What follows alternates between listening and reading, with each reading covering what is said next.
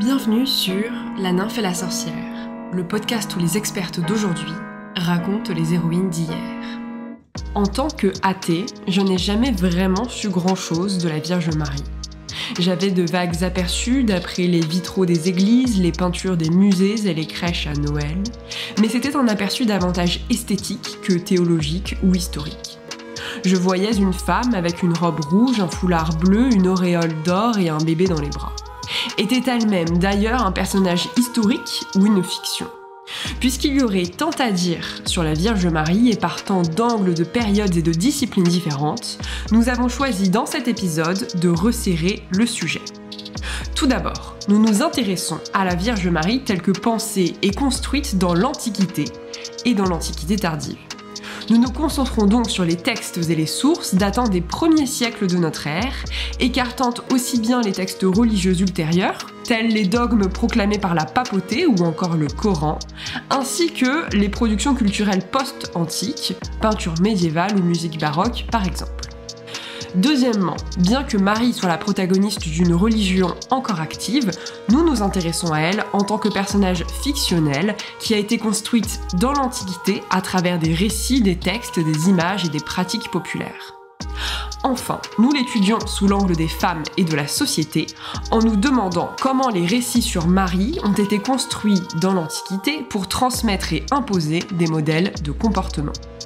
Pour en discuter, j'ai invité Apolline Gay, doctorante à l'École pratique des hautes études (PHE) et à l'Université libre de Bruxelles. Formée en histoire de l'art byzantin et diplômée de l'École du Louvre, Apolline mène des recherches sur l'iconographie chrétienne dans l'Égypte de l'Antiquité tardive et du début de l'époque arabe. Dans sa thèse, débutée en 2022, Apolline étudie la représentation des figures féminines de la Bible dans l'Antiquité tardive égyptienne entre le 4e et le 8e siècle. Elle s'intéresse plus précisément aux fonctions des images de figures féminines, à leur mise en forme et à ce qu'elles peuvent révéler de la société qui les a produites. Ensemble, nous avons donc discuté de la Vierge Marie. Nous avons discuté de la biographie de Marie, d'une enfant particulière, d'une adolescente vivant recluse au temple, d'un jeu de courte paille pour la confier à Joseph, de son accouchement seul dans une grotte et de son rôle auprès de Jésus.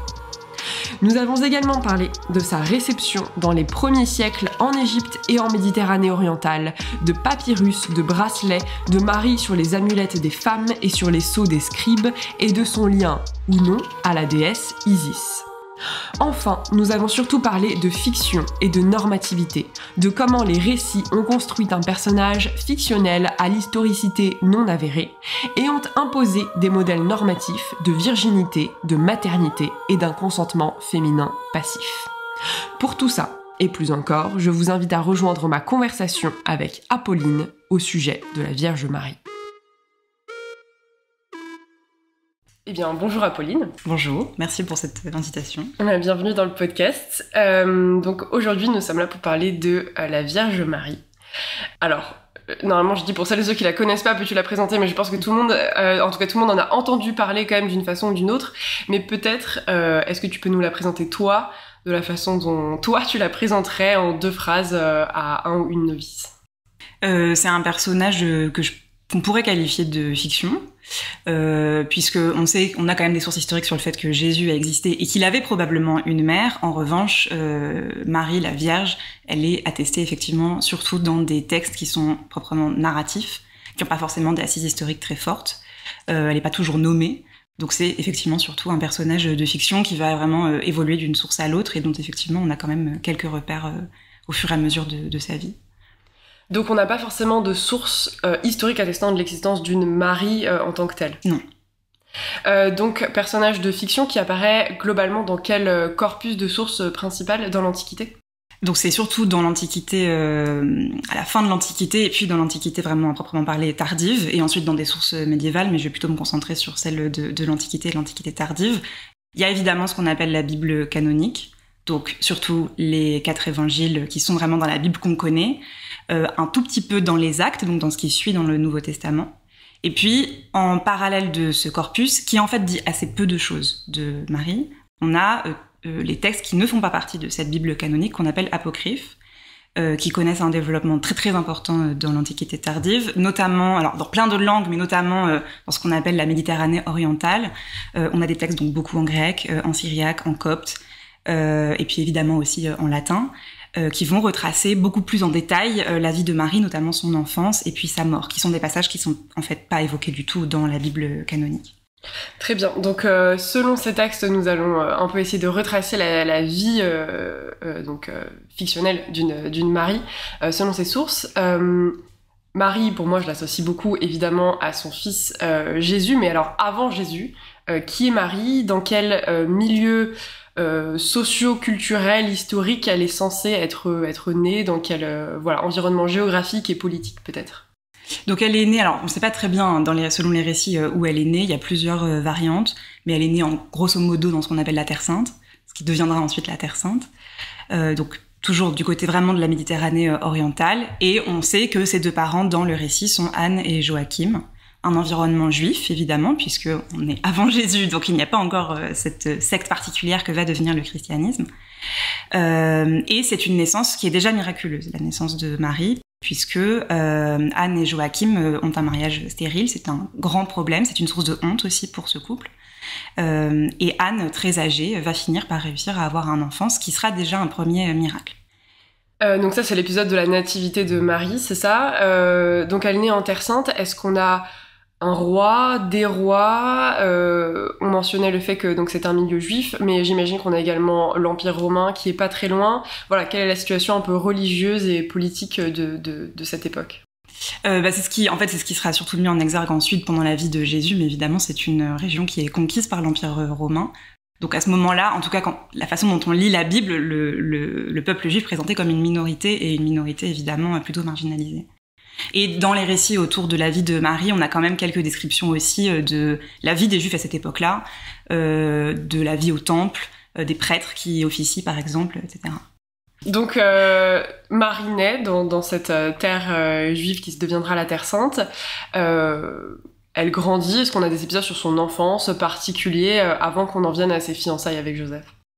Oui, et d'ailleurs c'est en fait surtout ce qui est raconté par justement certains apocryphes qui sont assez connus. L'apocryphe fondateur à ce propos, c'est le protévangile de Jacques, qui est plutôt un texte du IIe siècle, qui ensuite va être repris par d'autres textes, notamment très approfondis dans ce qu'on appelle l'évangile du pseudo-Matthieu, qui est beaucoup plus tardif.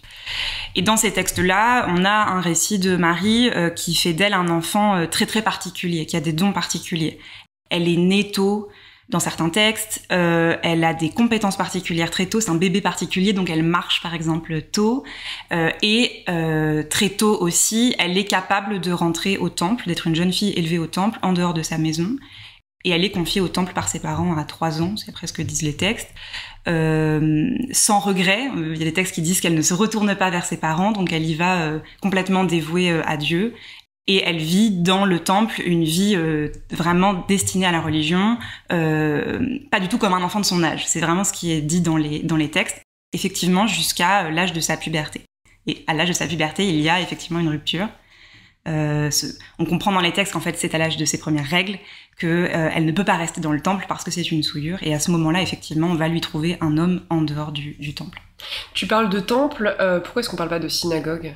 C'est le terme qui est utilisé dans les textes. Et donc elle devient une sorte de sœur, de prêtresse, en tout cas l'équivalent dans la religion oui, alors évidemment, comme c'est des textes qui sont un peu plus tardifs, ils ont aussi une coloration un peu particulière. J'y reviendrai peut-être plus tard, mais clairement dans ces apocryphes-là de l'Antiquité tardive, elle est décrite comme une vierge recluse, mais plus comme une vierge chrétienne en réalité qu'une vierge juive. On va la sortir, même si le cadre est juif dans ces textes-là qui sont déjà très chrétiens, voire parfois anti-juifs aussi d'ailleurs, on va la sortir en fait de son contexte juif pour en faire un modèle de chrétienne.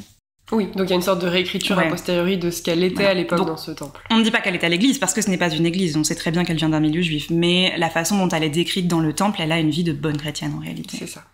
Donc elle doit quitter le temple quand elle devient une femme selon les codes de l'époque. On la fiance alors à Joseph. Qui est-il? Pourquoi est-ce qu'on le choisit pour elle? D'où sort-il? C'est intéressant cette question parce que dans l'image collective qu'on en a, on présente toujours Joseph comme son mari, en disant qu'ils sont fiancés, que c'est son époux, etc. C'est pas tout à fait faux, mais dans les faits, toujours dans ces apocryphes-là, quand on regarde vraiment, à aucun moment Joseph n'est vraiment pensé comme quelqu'un qui va être son mari dans toutes les fonctions du mari. C'est plutôt, elle est confiée à un homme en dehors du temple qui va prendre soin d'elle et qui va être aussi le garant de sa chasteté en réalité, jusqu'à ce qu'elle soit un peu plus âgée.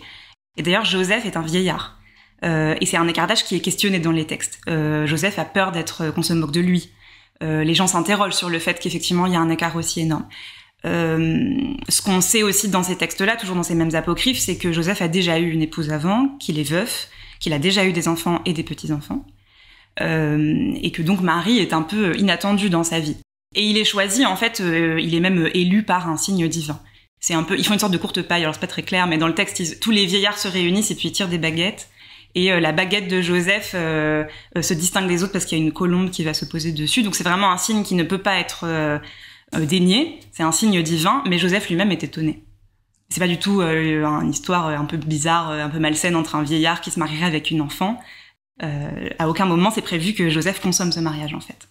Mais alors pourquoi est-ce que déjà on attribue Marie au mariage selon ce jeu, et pourquoi est-ce qu'il y a un signe divin? Ça veut dire que déjà on reconnaît qu'elle a un statut spécial et que l'homme qu'elle doit épouser, ou en tout cas à qui elle doit être confiée, doit être choisi un peu de façon divine. Oui, tout à fait. Mais l'idée, c'est que ça rentre dans une économie globale du salut qui doit la conduire jusqu'à ce moment-là où elle portera un enfant divin. Et donc, Joseph est choisi parce que Dieu doit savoir que il ne va pas fauter avec elle et qu'il prendra soin d'elle en la préservant de tout jusqu'à ce qu'elle soit confiée à cette mission divine.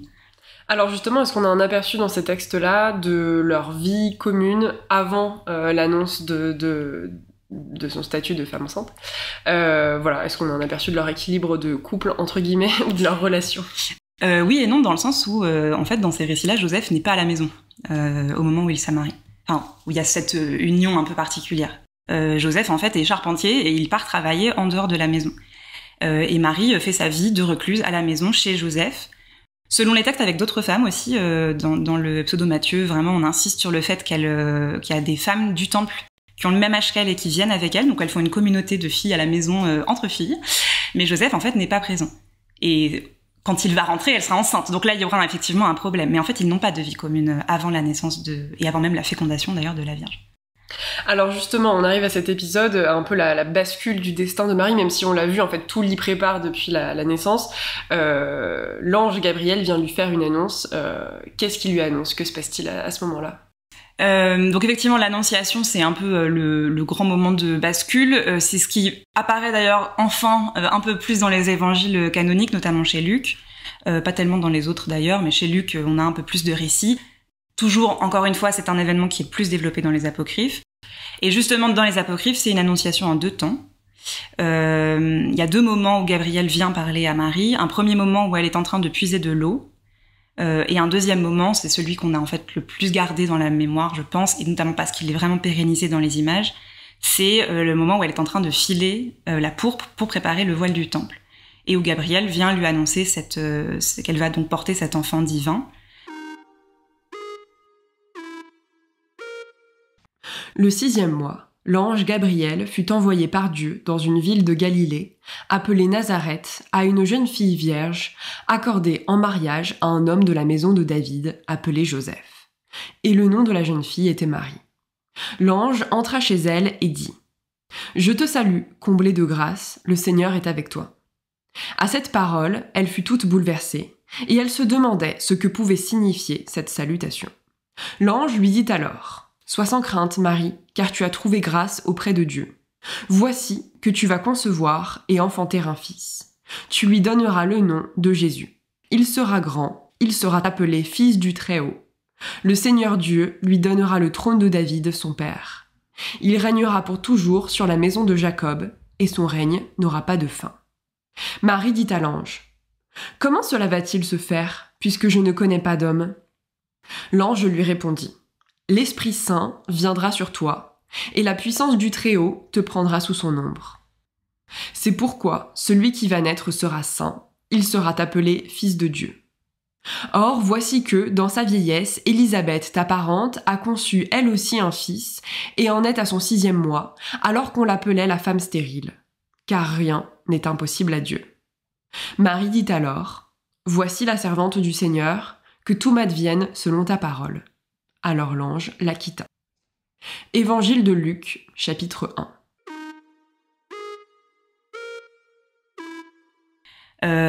Il y a toute une construction autour dans les textes du fait que Marie est à la fois surprise. Donc elle a un geste, dans les images elle est très étonnée, on voit qu'elle a les yeux grands ouverts, et en même temps il faut qu'elle consente à cette annonce.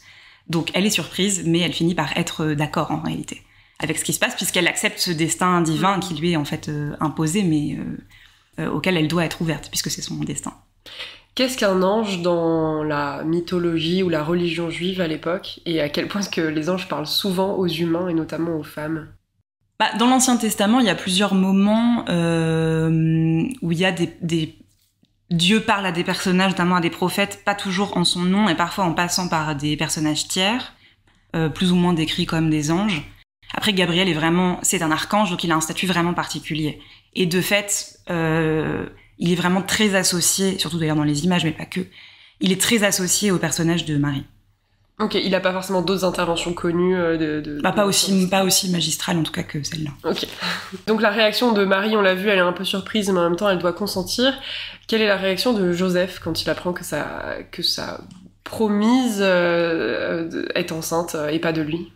Pareil, ça c'est intéressant parce que c'est évidemment pas un sujet qui apparaît en fait dans les évangiles canoniques, mais les apocryphes se sont posé la question. Les apocryphes ont souvent un ancrage plus réel dans les réactions humaines. Donc, les apocryphes se sont posé la question de, effectivement, quand un homme qui a laissé une femme qui est censée, en plus qui est très jeune, mais qui est censée être vierge à la maison, qu'il revient et qu'elle est enceinte, comment est-ce qu'il va réagir? Il doute, en fait, très vite, mais devant la divinité du phénomène qui est en train de se passer, il finit par accepter. Et selon les textes, il y a des textes où il reçoit vraiment la visite, en fait, d'un ange qui va lui dire que tout est ok, que c'est une fécondation divine et qu'elle n'a vraiment pas fauté.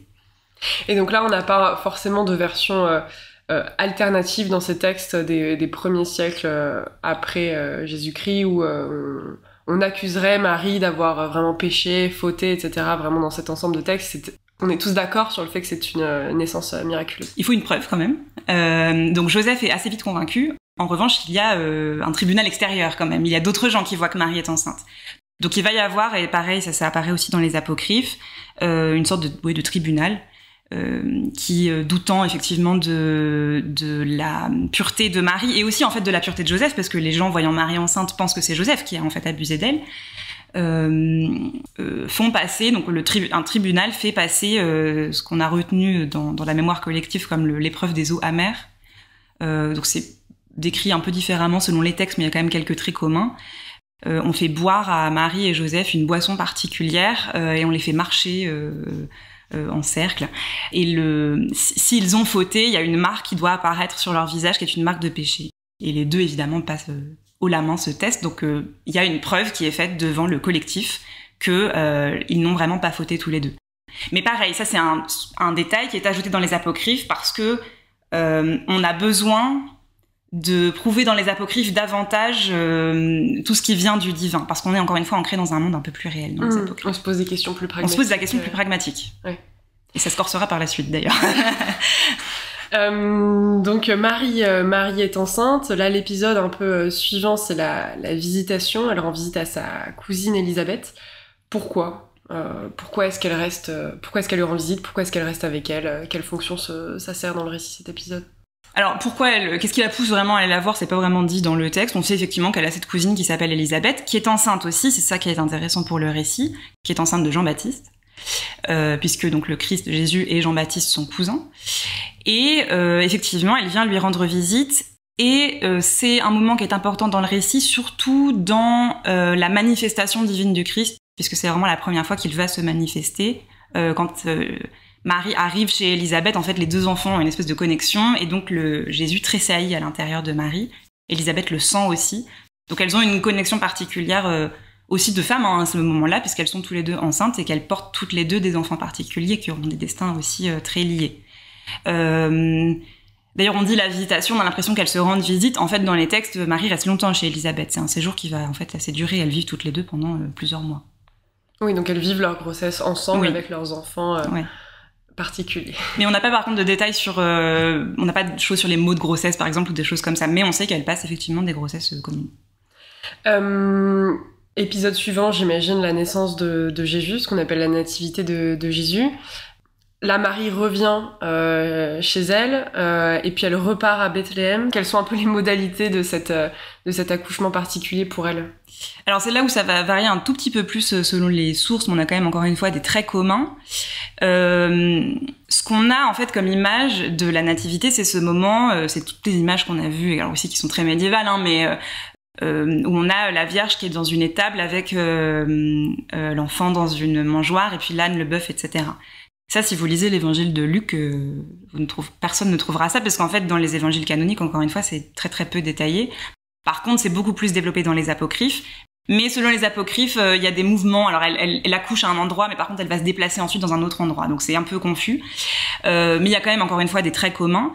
En fait, ce qui provoque un départ vers Bethléem, c'est un ordre de recensement. Il faut que tous les Juifs retournent à leur ville de naissance pour se faire recenser. C'est ce qui provoque en fait un déplacement. Donc Joseph met Marie très enceinte sur un âne, et évidemment, en fait, elle a besoin d'accoucher sur le chemin. Et donc, notamment dans le protévangile de Jacques, qui est encore une fois cet apocryphe fondateur, elle accouche dans une grotte. Elle accouche pas dans une étable. Elle accouche dans une grotte toute seule. On n'a pas de détails vraiment sur l'accouchement, parce que Joseph est parti chercher de l'aide. L'empereur Auguste rendit un édit pour que tous ceux qui étaient à Bethléem eussent à se faire enregistrer. Et Joseph dit : « Je ferai enregistrer mes fils, mais que ferai-je à l'égard de cette femme ? Comment la ferai-je inscrire ?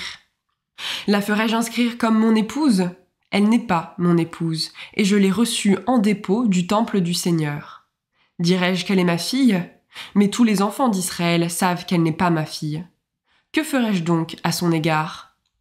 Et Joseph scella une ânesse, et il fit monter Marie sur cette ânesse.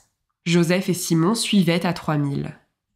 Étant arrivés au milieu du chemin, Marie lui dit : « Fais-moi descendre de mon ânesse, parce que ce qui est en moi me presse extrêmement. » Et Joseph la fit descendre de dessus l'ânesse et lui dit : « Où est-ce que je t'amènerai, car ce lieu est désert ? » Et trouvant en cet endroit une caverne, il y fit entrer Marie, et il laissa son fils pour la garder, et il s'en alla à Bethléem chercher une sage-femme. Proto-évangile de Jacques le Mineur, chapitres 17 et 18. Donc, a priori, c'est un accouchement aussi miraculeux qui ne provoque probablement pas de souffrance. Et quand Joseph revient, en fait, l'enfant est déjà né.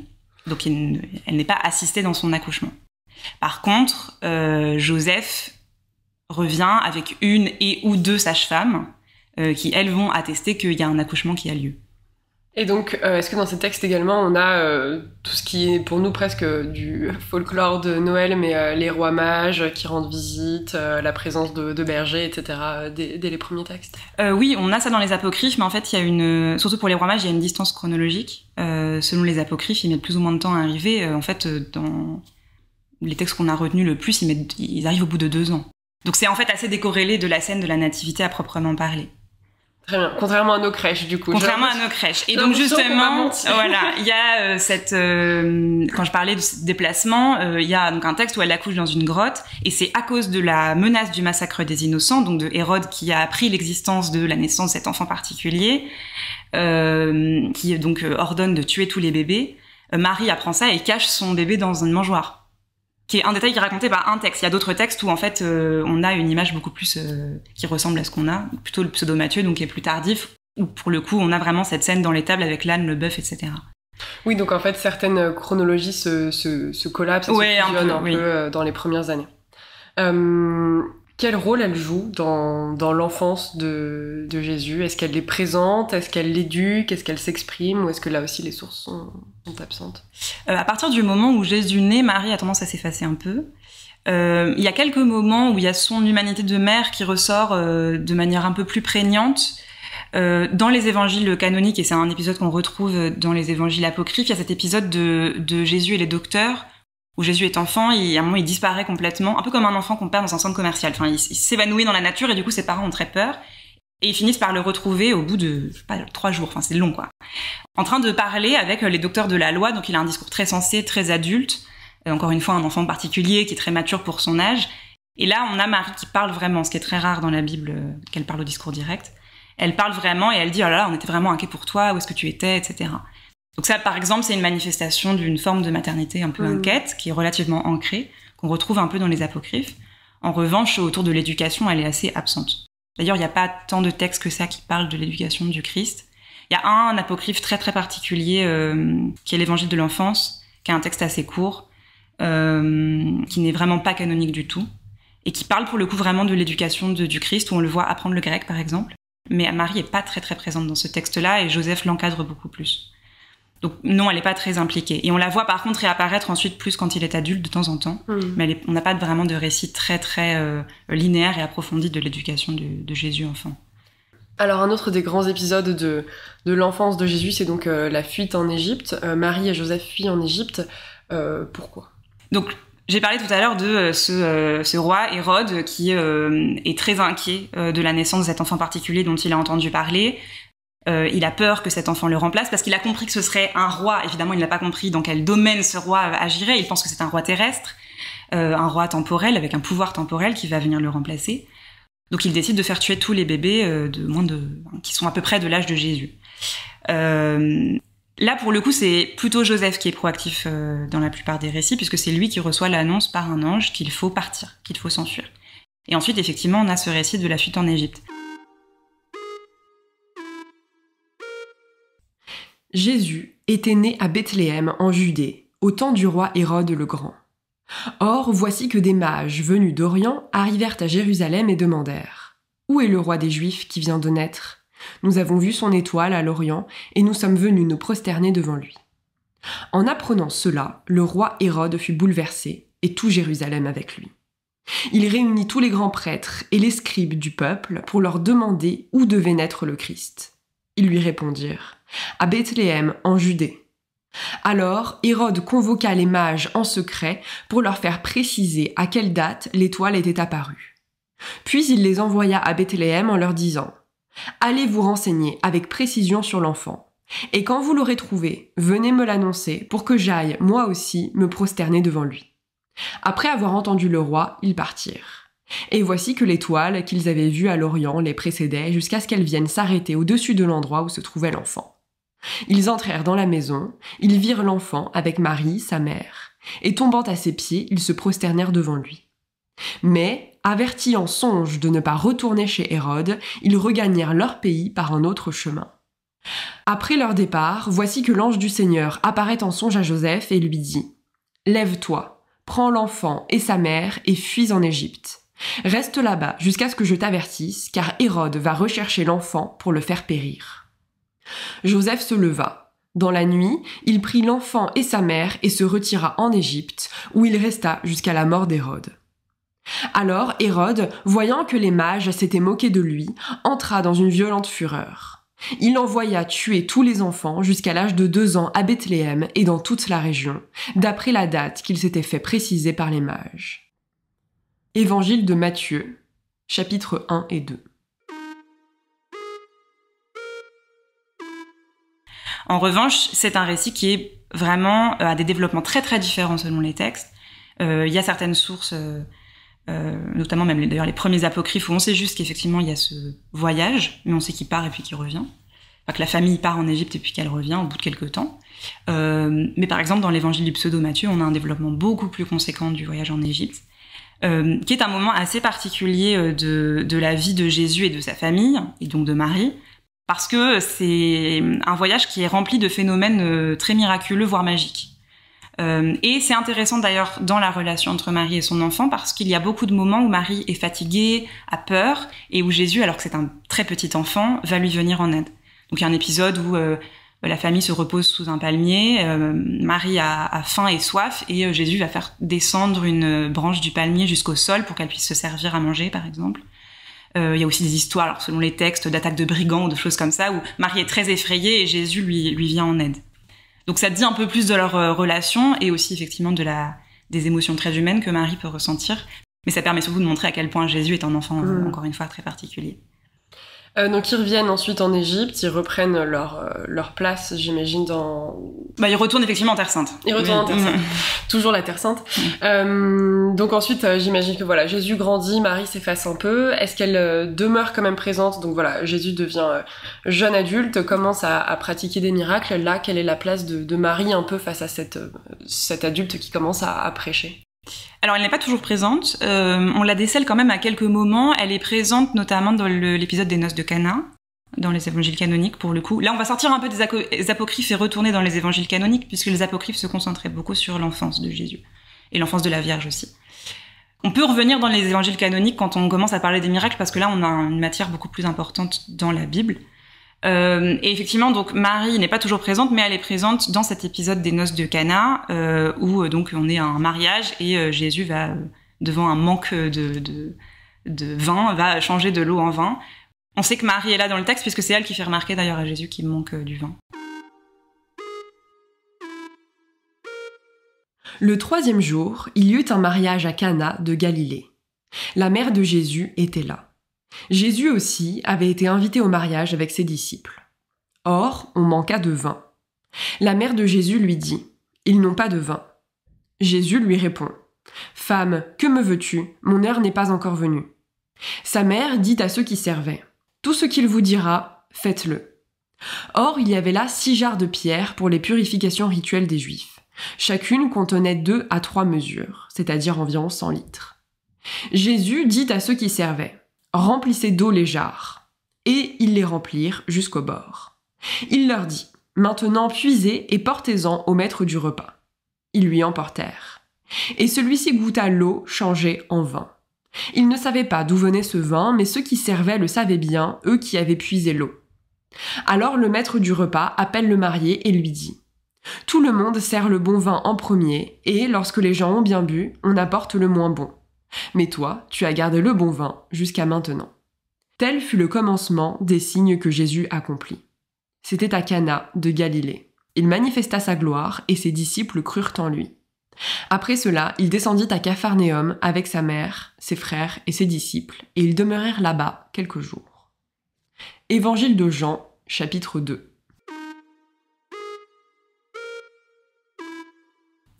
Donc elle est effectivement présente et c'est une scène par ailleurs de société aussi, hein. C'est un mariage, c'est un moment de vie un peu particulier. Mais à part cet épisode-là, elle est assez peu présente. Et il y a un peu plus tard dans la vie du Christ, quand sa vie commence à se terminer, où là vraiment, même selon les évangiles, c'est un peu confus. Par exemple, qui sont les saintes femmes qui vont au tombeau du Christ ? On a des noms, et comme il y a plusieurs Maries dans la Bible, parfois il y a des Maries qui apparaissent et c'est pas la Vierge par exemple. Ou on ne sait pas si c'est la Vierge ou si c'est une autre Marie. Donc elle tend à s'effacer au profit des apôtres et au profit d'un groupe de femmes qui sont présentes mais qui sont un peu plus qui existent plus au niveau communautaire que au niveau individuel de la mère de la Vierge. Oui, de la mère du Christ. Donc là en fait on se dirige vers la mort de son fils, vers la mort de Jésus. Est-ce qu'elle est présente dans ces moments-là ? Que fait-elle ? Est-ce qu'elle a une agentivité ou est-ce qu'elle est un témoin passif ? Dans les textes, elle est en fait assez peu décrite. Nous, on a l'image beaucoup de ce qui a été pérennisé par notamment la peinture occidentale où elle est pleurante, etc. Dans les textes, c'est assez peu décrit. Elle va réapparaître en fait après la mort du Christ, un peu plus. Et alors, comment est-ce qu'elle réapparaît après la mort du Christ ? Alors là, pareil, ça varie un peu selon les textes. Dans les actes, elle est présente avec les apôtres, parmi la communauté des apôtres, au moment de la Pentecôte.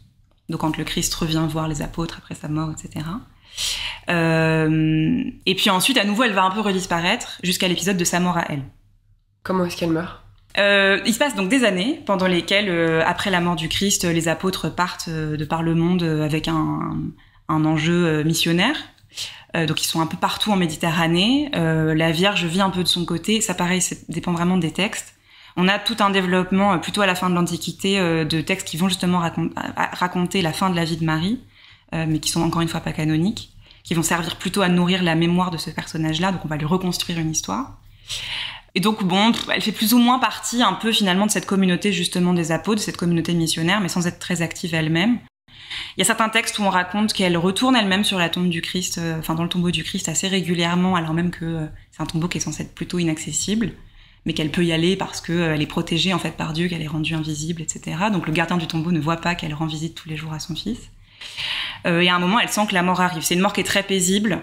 Les apôtres apprennent encore une fois par des annonces angéliques qu'elle va mourir et sont reconvoqués auprès d'elle pour veiller sur elle jusqu'à son départ. Mais c'est une mort qui est très paisible. Donc elle porte un nom, on appelle ça la dormition. Et ensuite, comme c'est un humain un peu particulier, son âme va partir immédiatement, emmenée par le Christ. Donc elle n'a pas besoin d'attendre la résurrection pour partir au paradis. C'est donc ce qu'on appelle l'Assomption. Dans les églises orientales, les deux sont plutôt mêlés. L'Assomption, c'est donc son âme qui monte au ciel. Ouais.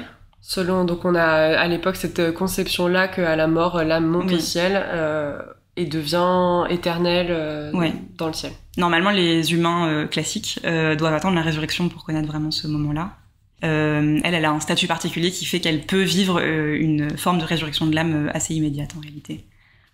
Donc à partir de là, on vient d'un peu de recouvrir le panorama, donc à la fois de ce qu'on appelle les textes canoniques et donc des évangiles et des textes apocryphes. Tous ces textes-là sont écrits dans les premiers siècles après la mort de Jésus par les apôtres, c'est ça ? Oui, et puis ensuite par des auteurs, quand on sort des canoniques, par des auteurs en fait anonymes la plupart du temps. Apôtres qui ont donc eux une existence historique avérée. Oui. D'accord. Alors leur biographie, effectivement, pour une partie est légendaire aussi, mais on peut considérer que ces textes-là ont une forme d'historicité. Simplement, comme ils sont pas toujours convergents. Mais donc il y aurait vraiment eu en tout cas un groupe d'hommes qui ont commencé à écrire la vie de Jésus et indirectement de Marie dans les premiers siècles après Jésus. Après sa mort. Donc là, on imagine que ce groupe d'hommes qui survit à Jésus et à Marie donc va se diffuser, c'est ça, c'est ce que tu disais, en Méditerranée pour diffuser la bonne parole. Toi, tu es notamment spécialiste de la réception de Marie dans l'Antiquité tardive en Égypte. Oui. Comment est-ce que dans les premiers siècles après Jésus-Christ, on apprend l'existence de Jésus et de Marie en Égypte ? Comment est-ce que ce savoir même passe de la Terre Sainte en Égypte, comment est-ce qu'il se diffuse ? Alors, le christianisme égyptien se base sur la légende surtout de Marc, qui est le personnage qui est censé avoir évangélisé l'Égypte. Bon, évidemment, c'est une histoire encore une fois très très légendaire. Il serait arrivé donc par Alexandrie, où il y avait déjà une communauté juive très très importante, donc déjà une communauté monothéiste assez réceptive. Et il aurait prêché dans cette ville-là, et ensuite ça se serait diffusé à travers l'Égypte. Évidemment, c'est une histoire très légendaire. Mais de fait, le christianisme s'est développé un peu partout en Méditerranée dans les premiers siècles de notre ère. Et l'Égypte, à ce moment-là, c'est une province de l'Empire romain, donc elle voit cette diffusion au même titre que d'autres régions. Et le fait est que probablement, effectivement, ça se diffusait plutôt depuis Alexandrie et ensuite dans la vallée du Nil, et c'est un peu descendu ensuite toute la vallée. C'est ce qui est le plus logique, puisqu'on part plutôt d'une zone où il y a plus de passages, où il y a un port, où il y a donc des entrées, et effectivement une communauté intellectuelle assez réceptive. Qui a aussi une tradition d'écriture très très forte, donc qui est assez férue de textes qui circulent, etc. Et donc ces histoires-là vont effectivement se disséminer comme ça. Et par ailleurs, forcément, il y a cet épisode de la fuite en Égypte aussi qui connaît une réception particulière en Égypte jusqu'à aujourd'hui dans la communauté chrétienne, parce que c'est un moment qui met plutôt à l'honneur ce territoire-là, qui est un territoire très ambigu dans la Bible en général, l'Égypte. Selon les épisodes, c'est un endroit qui est très négatif comme très positif. Donc il faut aussi apprivoiser tous ces textes-là quand on est sur le territoire égyptien. C'est vrai que sur cette vision d'Alexandrie comme une terre intellectuelle avec déjà des communautés juives, on a fait un épisode sur Hypatie, et donc c'est vrai qu'on l'a beaucoup abordé, cette coexistence des Romains, des chrétiens et des Juifs dans une terre intellectuelle qui est la porte d'entrée vers le reste de l'Égypte. Donc le christianisme se diffuse en Égypte. De quelle temporalité on parle, du 2e, 3e, 4e siècle? Voilà, il y a un peu des débats sur à quel moment ça a vraiment commencé. On a plein d'outils pour essayer de repérer ça. Donc à quel moment on a les premiers papyrus sur lesquels on a des textes chrétiens copiés, à quel moment on a des gens qui commencent à porter des noms chrétiens, par exemple. Mais en gros, on pense qu'il y a des balbutiements déjà au 2e siècle. À partir du 4e siècle, on a une communauté qui est déjà très ancrée. Alors pour se concentrer sur la réception de Marie, quelles sont un peu les premières attestations de Marie dans cette Égypte de l'Antiquité tardive? En fait, c'est des questions qui vont surtout toucher à la question du culte même de Marie, c'est-à-dire est-ce qu'on lui rend un culte particulier par rapport à d'autres figures. Elle est citée déjà dans quelques textes de manière un peu éparse relativement tôt. Mais l'Égypte, là-dessus, connaît un destin assez commun avec le reste de la Méditerranée orientale. C'est qu'on a un développement du culte vraiment à proprement parler de la Vierge, surtout à partir du 5e, 6e siècle, où ça devient massif. On a des citations avant, mais elle n'est pas forcément... elle n'a pas une élection particulière parmi d'autres personnages. À partir du 5e, 6e siècle, elle commence à être beaucoup plus centrale, à avoir des moments de la liturgie qui vont la mettre à l'honneur, par exemple. Donc, pendant la messe, on va avoir des hymnes, des chants qui lui sont consacrés, des prières qui lui sont consacrées. On va commencer à la représenter beaucoup plus et à lui porter en tout cas un culte un peu plus particulier. C'est le cas en Égypte, c'est aussi le cas en Asie mineure et dans d'autres régions, encore une fois, de Méditerranée orientale. Alors, tu évoques notamment un peu de pôles dans cette réception de Marie. Pour s'intéresser au premier, on observe un peu la construction d'une sorte d'idéal féminin à travers Marie. Alors avant de se concentrer sur cet idéal, ce qui peut être la façon dont il peut être une forme de dogme, de quel type d'image est-ce qu'on parle? À quel type d'image tu t'intéresses? Donc sur le territoire égyptien spécifiquement, surtout à partir en fait plutôt des périodes vraiment plus tardives, parce que c'est ce qu'on conserve le mieux, donc à partir du 6e, 7e, 8e, on a un développement des monastères. Dans lesquels on a des peintures murales assez bien conservées de Marie, qui nous permettent d'avoir un aperçu de comment elle est justement regardée par ces moines, qui sont plutôt une population éduquée, qui connaissent assez bien les textes et qui connaissent assez bien le dogme. Et à partir en fait du 5e siècle, il y a un dogme qui est très important pour Marie, qui est le dogme de la Théotokos, le fait qu'elle soit reconnue comme étant mère de Dieu. C'est un dogme qui est reconnu à un concile qui a lieu à Éphèse en Asie mineure en 431. Concile lors duquel elle est donc reconnue pas uniquement mère physique de l'enfant, mais mère d'un enfant divin, mère de Dieu pleinement, comme elle est mère de l'homme pleinement. Ce dogme-là, j'en parle parce qu'il a de fait un impact sur sa représentation et sur sa mise à l'honneur à la fois dans les textes liturgiques et dans les images. Et dans ces textes qui sont dans les monastères, on la représente on la représente en trône, avec le Christ enfant sur ses genoux, dans des images qui sont très atemporelles, c'est-à-dire qu'elles sont pas ancrée dans un récit narratif particulier. C'est pas un moment de la Bible qu'on représente, c'est vraiment la Vierge dans toute sa splendeur, souvent entourée des archanges par exemple, ou entourée de saints locaux qui vont la mettre en valeur.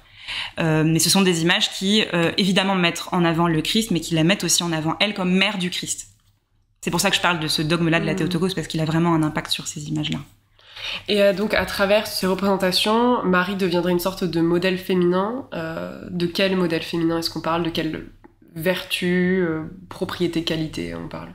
Ça dépend un peu des auteurs et ça dépend un peu du contexte dans lequel les images sont utilisées, parce qu'on va la réadapter selon les milieux auxquels on veut s'adresser.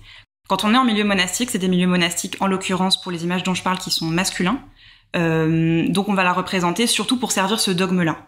Et donc pour servir en fait le dogme de l'incarnation. Dire que Jésus, quand il est né, c'était un Dieu incarné et que donc le véhicule de ça était Marie. Donc les moines hommes regardent ça surtout pour mettre en valeur leur compréhension de ce dogme-là. Quand on est dans d'autres contextes, notamment dans des contextes où on a un public plus varié, par exemple dans des églises où le public est mixte, un public de laïcs mixte, ou dans des endroits où on aurait des moniales, par exemple. On n'a pas trop d'images qui sont conservées de monastères féminins, donc c'est difficile à dire, mais on a par contre des images qui viennent probablement du milieu laïque, où on a un public mixte qui vient à l'église. Marie, effectivement, peut servir de modèle, parce qu'elle a l'avantage d'avoir un peu vécu plusieurs phases de sa vie qui correspondent à plusieurs modèles intéressants pour les femmes. C'est une mère, mais c'est une mère qui est restée vierge. Ça va être un sujet aussi très important. Donc elle est à la fois un modèle pour les jeunes filles, et elle est aussi un modèle pour les mères. Et elle est un modèle, effectivement, aussi de consentement au mariage, par exemple, puisque elle a été assez peu proactive dans toutes les étapes de sa vie qui l'ont menée jusqu'à sa vie chez Joseph. Elle est aussi un modèle de consentement, puisqu'elle est d'accord avec Dieu de porter cet enfant divin. Ce qui est représentatif de ça, par rapport aux vierges, c'est des textes du IVe siècle, notamment d'un auteur qui a beaucoup écrit sur ce statut-là des vierges consacrées dans l'Antiquité tardive, donc des jeunes filles ou des femmes qui décident de ne pas se marier et de rester vierges, soit à la maison, soit en communauté. Au IVe siècle, on a un auteur qui s'appelle Athanase, qui a beaucoup écrit des textes normatifs à destination de ce public-là, et qui utilise très souvent l'image de la Vierge pour parler de ça. Et c'est intéressant parce qu'il utilise le modèle de la Vierge recluse au temple très jeune, ou de la Vierge chez Joseph, mais en extrapolant énormément par rapport au récit de base et en insistant beaucoup sur le fait qu'elle ne regardait vraiment pas d'hommes, qu'elle ne sortait vraiment jamais sans ses parents ou sans être accompagnée d'adultes, en exagérant vraiment beaucoup. Marie persévéra toujours en sa virginité, comme étant celle qui avait engendré le Seigneur et pour être un exemple pour chacun. En conséquence, si une femme désire rester vierge et épouse du Christ, elle peut prendre en considération la vie de Marie et l'imiter. En effet, elle ne tournait pas ses yeux de ci de là et personne ne l'entendit jamais crier. Les parents et les amis l'admiraient pour son attitude suppliante. Ils n'entendaient pas la voix, mais ils voyaient qu'elle remuait les lèvres, ils devinaient qu'elle priait et ils comprenaient qu'elle était. Les parents, en la voyant, remerciaient le Seigneur, non seulement parce qu'une fille leur avait été donnée, mais surtout parce qu'il leur avait été donné un trésor. Elle connaissait bien ses devoirs. Elle priait d'abord le Seigneur, puis elle obéissait aux parents. Elle jugeait abominable de se plaindre de son père ou de sa mère. Sainte Anathase, sur la virginité. Il y a tout un développement aussi qui est fait autour du travail textile. Parce que ça aussi, et c'est en fait très ancien, ça date bien avant le christianisme, c'est très romain aussi d'ailleurs. Une bonne épouse ou une bonne jeune fille, c'est une jeune fille qui apprend à filer et tisser. Et ensuite, une bonne épouse, c'est une femme qui file et tisse à la maison, pour son foyer. Ça, on le retrouve aussi beaucoup chez la Vierge. C'est notamment pour ça qu'il y a autant d'insistance sur ce passage où elle est en train de filer la pourpre pour fabriquer le voile du temple. Il y a beaucoup de textes qui insistent sur le fait que quand elle était au temple, déjà, elle pratiquait des travaux textiles. Parfois, d'ailleurs, elle prie, elle fait un peu de charité, et la seule occupation qui sort de ça, c'est le travail textile. Et quand elle est chez Joseph, c'est très important de signaler qu'elle est en train de filer. Oui, tu dis modèle romain, mais c'est vrai que chez les Grecs, on peut mais on a ça aussi, oui. À Pénélope, la vertu, la fidélité et le tissage de tissus associés, quoi. Donc elle devient une sorte de modèle en fait pour des jeunes filles vierges qui se consacrent à la religion en restant vierges. Est-ce qu'on a un peu un aperçu de ce qu'elle devient pour les femmes? Est-ce qu'on a des cultes par exemple? Est-ce qu'on a des textes qui l'imposent plus largement comme modèle aux femmes? Oui, quelle importance normative elle peut avoir pour les femmes de l'époque? Alors effectivement, c'est toujours difficile parce qu'on a surtout des textes qui sont écrits par des hommes, donc on ne sait pas à quel point c'est reçu ou pas. De fait, elle est quand même un modèle qui surpasse tous les autres, qui surpasse les autres saintes femmes et qui surpasse les autres personnages de la Bible aussi. Les textes normatifs, encore une fois, ils sont vraiment écrits par des hommes, mais ils font toujours de la Vierge, effectivement, ce modèle idéal, qui est un modèle qui ne peut pas être surpassé. Ce qu'on voit aussi, et ça on se rapproche peut-être un peu plus de la vie réelle des gens, c'est que le prénom Marie en Égypte est très très très populaire. On le sait parce qu'on a beaucoup de sources papyrologiques qui mentionnent quand même des noms de femmes, donc on arrive à faire un peu des études statistiques. Et entre le 4e et le 8e siècle, c'est un des prénoms les plus donnés aux petites filles. Donc ça a un impact réel sur leur vie aussi. Alors on ne sait pas exactement pourquoi des parents donnent un prénom à leur enfant, mais le fait de porter le nom d'un personnage comme ça, c'est à la fois un modèle, c'est aussi une protectrice de l'enfant, et donc du personnage aussi quand elle va grandir. Mais ce qui peut nous permettre un tout petit peu de rentrer dans le côté un peu réception des femmes, c'est les petits objets qu'on conserve. C'est pas toujours possible quand on a des objets de savoir s'ils étaient vraiment des femmes ou des hommes. Parce qu'en Égypte, on a un contexte archéologique qui a été souvent bouleversé. On a beaucoup d'objets qui sont dans des collections européennes dont on ne connaît pas très bien l'origine. Mais certains objets, on sait quand même à peu près qu'ils sont plutôt codés féminins. Et on voit quand même que la Vierge a une popularité auprès des femmes à travers ces objets-là. On le voit aussi à travers certains vêtements dont on suppose aussi qu'ils étaient portés par des femmes. Mais les images qui sont les plus appréciées sont plutôt des images qui sont de fait liées à sa maternité. Plus d'ailleurs qu'à sa vie de Vierge. C'est ça, donc en fait d'un côté, plutôt dans des textes et plutôt dans des textes masculins, on valorise ce modèle de la Vierge, et à l'inverse, plutôt dans la vie quotidienne, a priori des femmes, plutôt le modèle de la mère et de la maternité. Oui, après il y a aussi évidemment des textes masculins qui parlent aussi de sa maternité, mais la virginité de la Vierge est déjà un sujet de grand questionnement et très très important chez ces auteurs-là, effectivement. D'ailleurs, tout à l'heure, je parlais de la matérialité des apocryphes.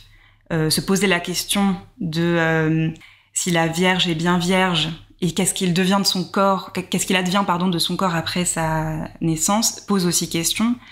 Et dans les apocryphes dont je parlais tout à l'heure, donc le proto-évangile de Jacques ou le pseudo-Matthieu, il y a une des sages-femmes qui vient après la naissance de Jésus dans la grotte, qui s'appelle Salomé, qui va procéder à un test de virginité pour voir si la Vierge est toujours vierge après la naissance du bébé.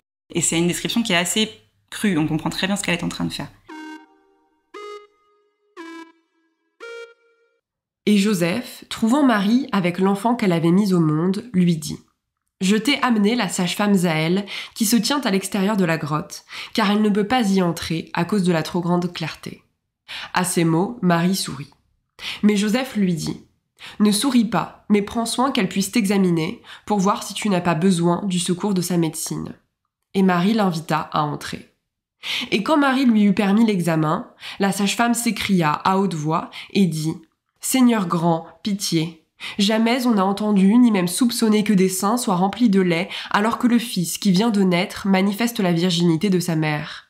Ce nouveau-né n'a connu nulle souillure du sang, l'accouché n'a éprouvé nulle douleur. La Vierge a enfanté et après l'enfantement continue d'être vierge. » Entendant ces paroles, une autre sage-femme nommée Salomé dit « Certes, moi je n'y croirais pas, à moins que je ne l'ai constaté moi-même. » Et, s'étant approchée de Marie, elle lui dit « Permets que je t'examine, afin que je sache si les paroles que Zaël m'a adressées sont vraies. » Après que Marie l'eut autorisée à l'examiner, dès qu'elle eut retiré sa main droite, celle-ci se dessécha, et Salomé fut oppressée de douleur, et elle s'écria en pleurant « Seigneur, tu sais que je t'ai toujours craint, et que j'ai soigné tous les pauvres sans me soucier de la rétribution. De la veuve et de l'orphelin je n'ai rien accepté, et jamais je n'ai laissé partir l'indigent les mains vides. Et voilà que je suis devenue malheureuse à cause de mon incrédulité, parce que j'ai osé mettre à l'épreuve ta Vierge, qui a enfanté la lumière et est restée vierge après cet enfantement. » Évangile du pseudo-Matthieu, chapitre 13.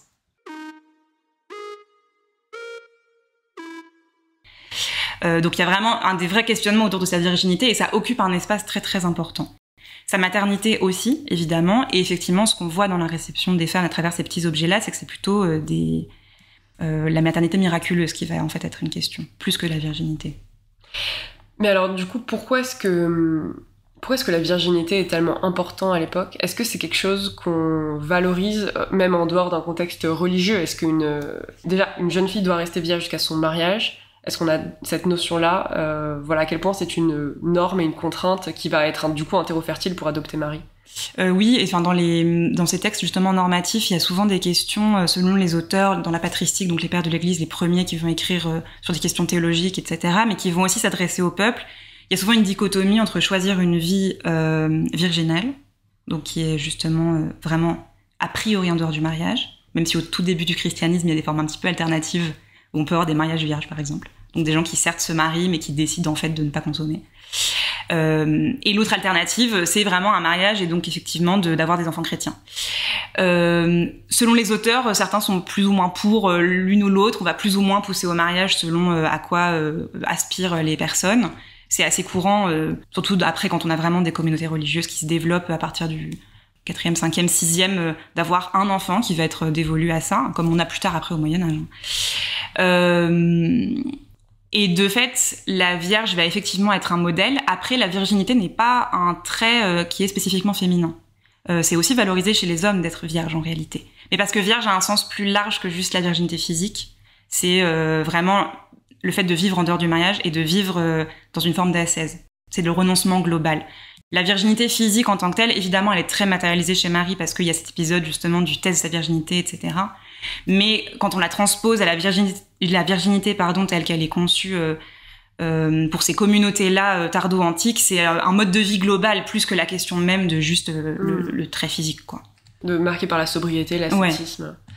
Ouais. Alors, d'un autre côté, justement, on l'a dit de façon un peu plus populaire, on a des apparitions de Marie dans des petits objets. De quels objets on parle, de quels usages on parle dans la vie ? Pour ce que je connais surtout en Égypte, mais ce sont des objets qui existent aussi dans d'autres régions, on a notamment des bijoux, donc des petits bracelets, sur lesquels il va y avoir des mélanges un peu d'images, des images chrétiennes, des images qui relèvent davantage d'un domaine magique. Et dans les images chrétiennes, on va utiliser Marie surtout dans des scènes justement qui sont liées plutôt à ce qui est raconté dans les évangiles canoniques, donc des grands épisodes. On ne représente pas sur ces objets-là la vie de Marie avant l'Annonciation, en fait. L'épisode fondateur, c'est toujours l'Annonciation. Souvent, on va trouver donc l'Annonciation, la Nativité, parfois la Visitation, et l'adoration des mages. Donc plutôt des scènes qui sont liées effectivement à cette naissance miraculeuse qui est celle de Jésus. Et ensuite, souvent, il y a un split et on passe directement à la mort de Jésus et parfois à son ascension. Donc la Vierge est représentée dans l'ascension au milieu du cortège des apôtres en train de regarder le Christ monter au ciel. Mais souvent les épisodes qui sont le plus plébiscités, ce sont ces épisodes du début de la vie de Jésus et donc de la vie de jeune mère de la Vierge. Ces images-là, sur certains objets, elles sont mélangées donc avec des images magiques qui sont souvent liées à des questions de santé maternelle ou de santé féminine, c'est-à-dire des images qui sont liées à la protection de l'utérus, soit des questions de gestion de règles, soit forcément des questions aussi de fertilité, les deux étant forcément liés. Mais donc images magiques qui sont issues de cultures païennes ? Oui, qui ont continué d'être populaires en fait tout au long de la période de l'Antiquité tardive et même jusqu'à l'arrivée de l'islam en fait. On continue de trouver certaines images même après au début du Moyen-Âge. Donc par exemple des images de l'Égypte ancienne ? Oui, ouais. Gynécologiques. Ouais. Il y a des bracelets sur lesquels on a un enchaînement de scènes de la vie du Christ qui sont interrompus par des images à caractère magique, donc aprotropaïques, prophylactiques, des images qui ont vocation à protéger, des images chrétiennes comme les saints cavaliers, aussi des images qui viennent de répertoires alors qualifiés de très gros guillemets de païens, donc qui sont pré-chrétiens, notamment Knubis par exemple, qui est une image en fait d'un serpent avec une couronne radiée, qui est antérieure au christianisme, qui va d'ailleurs exister encore par la suite jusqu'à l'islam. On a encore ces images-là qui sont pérennisées au début du Moyen-Âge, et qui est une image qui est plutôt liée à la protection de la santé utérine, en fait. Donc à la fois pour gérer les douleurs liées aux menstruations, par exemple, mais qui sont effectivement forcément aussi liées à la question de la gestion de la fertilité. Donc en fait, Marie, à travers ces objets, devient plutôt une protectrice de la maternité et plus généralement de la santé des femmes. Oui. Ce qui est intéressant avec ces bracelets, c'est qu'on en conserve donc pas mal. Une partie qui vient probablement d'Égypte, mais ils ressemblent beaucoup à ce qu'on trouve ailleurs en Méditerranée orientale. Il y a des bracelets très très équivalents qui existent en Asie mineure, par exemple, ou au Levant. C'est des images qui sont en fait assez stéréotypées partout en Méditerranée, qui se rapprochent aussi à certains égards de ce qu'on trouve dans les objets qui sont liés au pèlerinage en Terre Sainte. Donc des objets qui sont toujours en fait souvent liés à la protection, à la mémoire des lieux saints, mais aussi à la protection des gens qui les portent. Ici, en l'occurrence, c'est probablement attaché à des questions de fertilité, mais en fait, c'est des questions de protection plus globalement. C'est un peu comment on agence les images entre elles qui vont leur donner une efficacité pour telle ou telle question. Ce qui est intéressant aussi avec ces bracelets, c'est qu'on a des tailles différentes. Donc il y a des bracelets qui visiblement ont été portés par des enfants, d'autres par des adultes, et souvent on a des traces de réparation ou d'agrandissement. Donc ils ont été parfois ouverts, on a rajouté du métal pour les agrandir. Ils viennent souvent aussi de contextes funéraires a priori, donc ça veut dire que on a considéré que ça pouvait aussi protéger dans la mort de les porter avec soi. C'est un peu difficile à savoir, mais on peut aussi poser l'hypothèse qu'ils ont été transmis parfois peut-être de femme en femme. Donc il y a vraiment, en tout cas, c'est des objets qui ont une valeur au sein de la famille, au-delà en tout cas de l'individu probablement.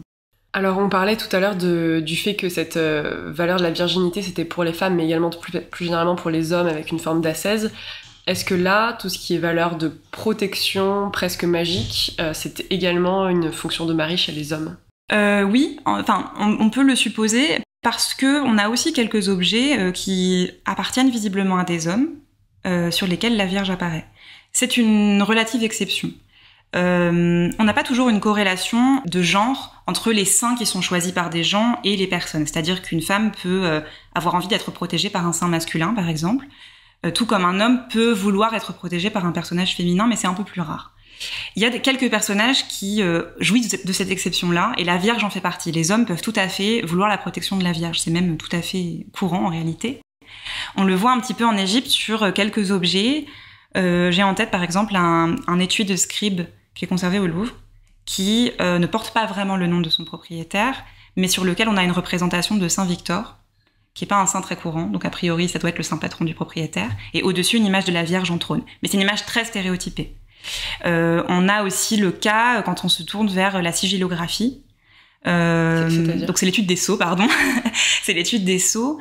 En Égypte, on n'en a pas énormément des sceaux en contexte chrétien qui sont bien connus, mais dans un petit corpus qu'on a de la région de Thèbes, la région thébaine, du début du 8e siècle, on a quelques sceaux qui étaient encore attachés aux documents signés de la main forcément du propriétaire du sceau. Donc on sait que ce sont des sceaux qui appartenaient à des gens qui étaient des hommes, sur lesquels on a des représentations un cas où c'est une annonciation a priori.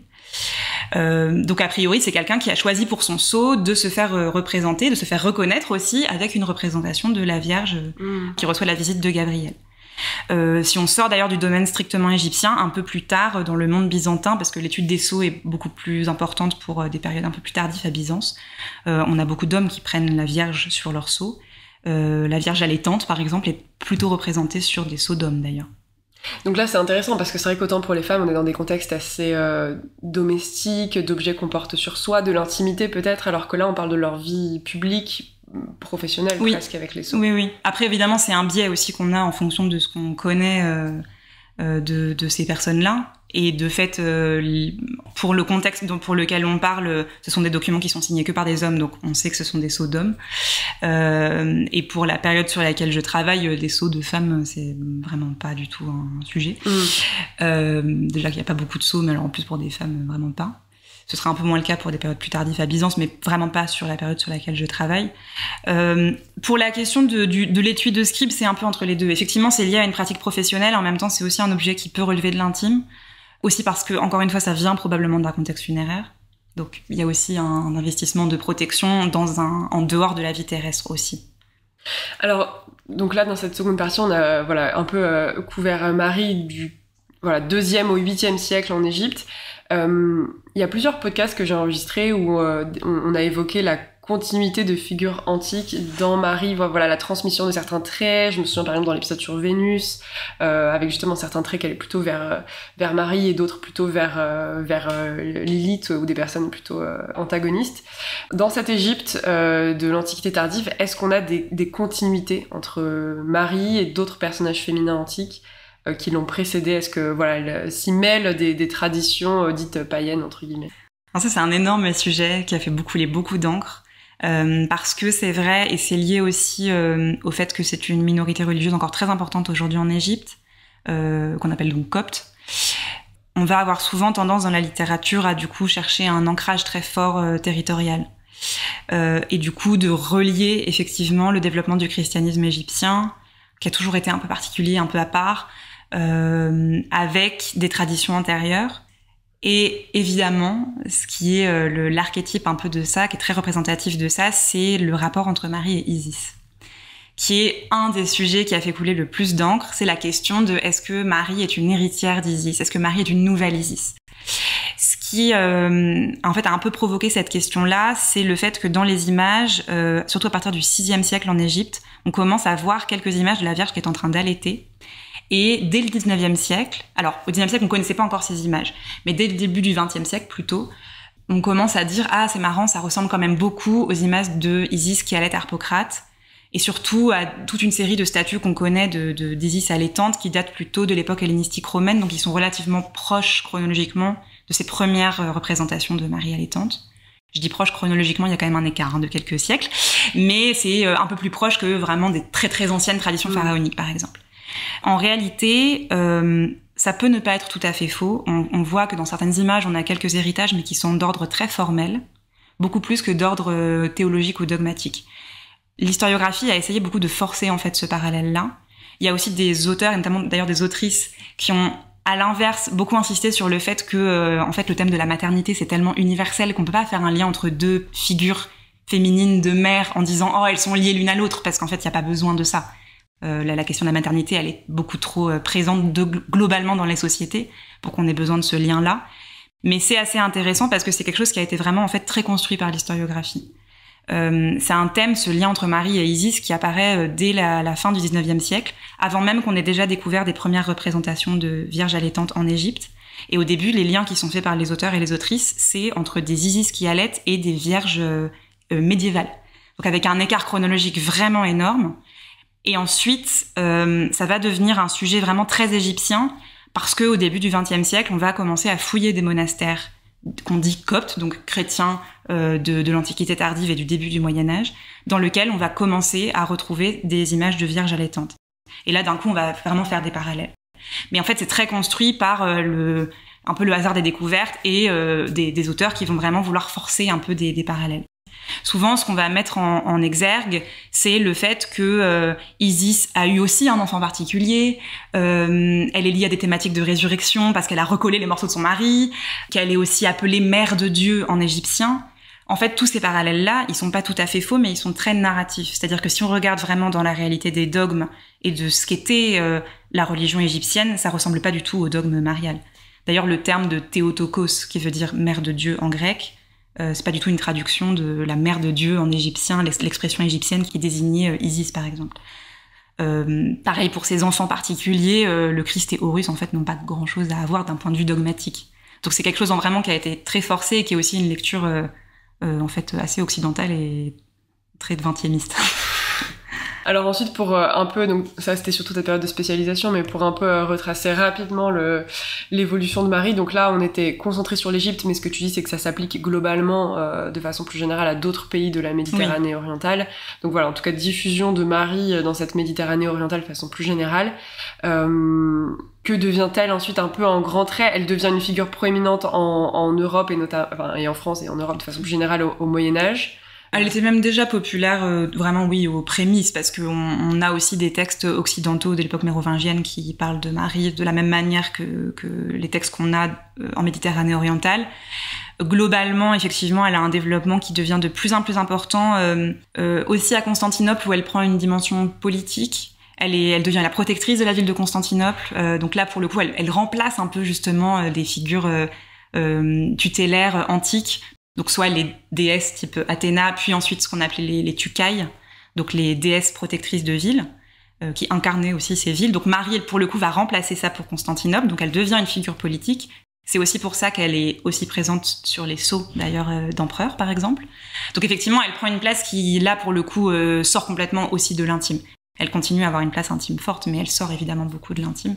Et là, on parle de l'Empire byzantin. Oui, pour la Vierge, c'est relativement stable du début, entre guillemets, à la fin, donc avant l'iconoclasme jusqu'à vraiment la chute de Constantinople. C'est une figure qui est indémodable. Et donc, il protège la ville, la capitale, et donc à travers ça, l'Empire, j'imagine. Oui. Donc, diffusion, voilà, elle prend un rôle politique, et puis ensuite, elle connaît la diffusion qu'on lui connaît dans l'histoire de l'art et dans la religion à travers le Moyen-Âge. Oui.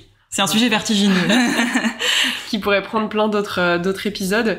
Mais alors, pour arriver jusqu'à notre histoire moderne, est-ce qu'elle a il y a des résurgences de Marie dans les cultures contemporaines qui te marquent particulièrement, que tu trouves particulièrement intéressantes? J'ai été assez interloquée et intéressée par un film qui est sorti sur Netflix à Noël 2024, qui était vraiment présenté comme un film de Noël. En plus, c'était un contexte, évidemment... politique, géopolitique très particulier, qui s'appelait juste Mary, qui était réalisé par Caruso, et qui se présentait vraiment comme un biopic de Marie. Et c'est très intéressant parce que je parlais tout à l'heure de ces auteurs de l'Antiquité tardive qui se servaient de Marie pour en faire une figure normative. Et c'est exactement ça qu'on retrouve dans ce film-là. C'est un film qui forcément pourra réussir à faire un biopic se base sur les mêmes textes apocryphes que j'ai cités, en s'arrangeant évidemment quand même justement avec certaines situations, parce que par exemple Joseph n'est pas un vieillard dans ce film-là, il a un âge qui a l'air relativement similaire à celui de Marie. L'actrice qui joue Marie est un peu plus âgée aussi quand même que ce que raconte le récit, que ce que racontent ces récits apocryphes où elle est vraiment une très jeune fille.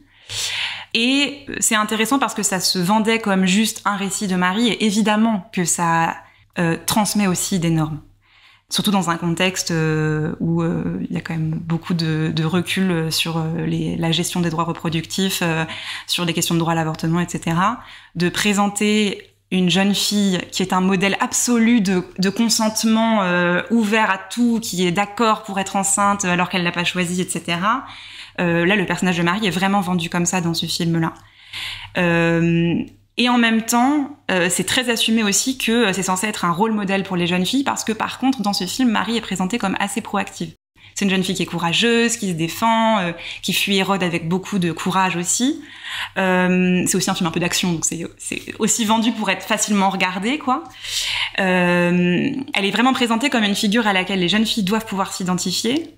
Et en même temps, c'est aussi une figure qui survend le fait de procréer, quoi. Ce qui est intéressant aussi avec ce film, c'est qu'il a été présenté comme un film qui s'appuyait sur des discours de spécialistes de la Bible. C'est un film qui a été largement produit par un pasteur d'une méga church. Donc c'est un film vraiment évangélisateur, à l'évidence. Et en fait, on n'est pas tellement loin de Athanase au IVe siècle qui utilisait la Vierge Marie pour dire aux vierges, il faut vous comporter comme elle. C'est vraiment exactement les mêmes ressorts, juste avec des modalités et une forme beaucoup plus contemporaine, quoi. C'est un film qui a été très critiqué, qui a connu une certaine popularité, qui a fait beaucoup de vues, mais qui a été quand même assez critiqué aussi pour ça. Disons que les ficelles étaient assez grosses, ça se voyait un peu. Mais c'est vraiment exactement les mêmes ressorts que ce qu'on avait au IVe siècle. Mais c'est vrai qu'il a été critiqué aussi bien par des ultra-conservateurs chrétiens qui disaient à l'inverse qu'il y a eu beaucoup de liberté prise avec les récits originels, et à l'inverse, voilà, le fait que ça a été produit par un pasteur évangéliste et que ça porte une vision très conservatrice, tout en rajoutant l'argument que la majorité des acteurs sont israéliens. Et oui, donc, alors je ne rentre pas dans ce sujet-là, mais c'est aussi évidemment forcément un autre sujet de débat. C'est pas en fait normal de faire un film là-dessus en 2024 sans se poser cette question. Tout à fait. Donc film sujet de moult polémiques, mais donc c'est assez intéressant de voir qu'on a des stratégies et des traits communs avec déjà des auteurs qu'on a pu mentionner tout à l'heure, des premiers textes. Oui, c'est vraiment exactement la même chose. Juste encore une fois avec une modalité de discours qui est adaptée au public qu'on veut viser et à la période, mais sinon c'est pareil. Donc pour conclure cet épisode, est-ce que tu pourrais nous partager pourquoi est-ce que pour toi c'est important qu'on continue de s'intéresser à cette figure, et puis notamment dans une perspective laïque, parce que c'est vrai que contrairement à beaucoup des personnages de mes podcasts, elle est le sujet, en tout cas le personnage d'une religion encore active, donc pourquoi est-ce que d'une perspective non religieuse c'est intéressant de s'intéresser à elle? Mais je crois que, et ça, c'est aussi pour ça que ça rentre en fait dans ton programme général, c'est qu'il faut la regarder comme on regarde n'importe quelle figure mythique en réalité, et de bien comprendre que c'est une figure qui a été complètement construite par des gens qui ont écrit son récit. Et je mets pas du tout, on peut tout à fait y croire, c'est pas du tout un problème, effectivement. Enfin, j'ai forcément beaucoup de respect pour les gens qui croient dans cette figure-là, j'ai pas de problème avec ça. Mais en revanche, toute la vie qu'on lui connaît, les textes dans lesquels elle est mise en scène, sont des textes qui sont là pour lui construire une identité. Et pour effectivement souvent construire des normes. Il y a très régulièrement des cas dans les textes que j'ai cités où ce sont des textes qui ont été produits dans des contextes très particuliers pour répondre à des besoins. Parfois, il y avait des fêtes qui existaient et il fallait lui construire une narration qui correspondait à cette fête. La Dormition, c'est beaucoup ça. On avait une fête de la mémoire de Marie, il fallait lui inventer un récit de la Dormition qui permettait de dire pourquoi c'était cette date-là et pas une autre, par exemple. Donc oui, tout ce qu'on sait sur Marie, ce ne sont que des récits. C'est une figure qui est purement fictionnelle. Et je crois que c'est pour ça qu'il faut la regarder avec un œil aussi très historique, de comprendre dans quel contexte ont été produits les textes qui parlent d'elle. Eh bien, merci beaucoup, Apolline, d'être venue sur le podcast. Vous venez d'écouter un épisode de La Nymphe et la Sorcière, le podcast où les expertes d'aujourd'hui racontent les héroïnes d'hier. Je m'appelle Servane Ardouin-Delorme et vous pouvez me retrouver à la réalisation, à l'écriture et au montage de cet épisode. La musique que vous entendez au générique a été créée par Mathilde Desanges, les recherches documentaires ont été effectuées par Laetitia Port-Louis et les illustrations réalisées par Morwena Descotes, alias le Palais des Courants d'Air sur YouTube. Une sacrée team de dames dans le podcast comme dans la vraie vie que je remercie. Si cet épisode vous a plu, n'hésitez pas à vous abonner au podcast sur la plateforme où vous nous écoutez, à nous mettre des petits pouces, des likes, voire des commentaires que nous lisons toujours avec bonheur. Enfin, vous pouvez suivre l'actualité du podcast sur Instagram ou sur YouTube @La Nymphe et la Sorcière. Merci pour votre écoute et à très bientôt.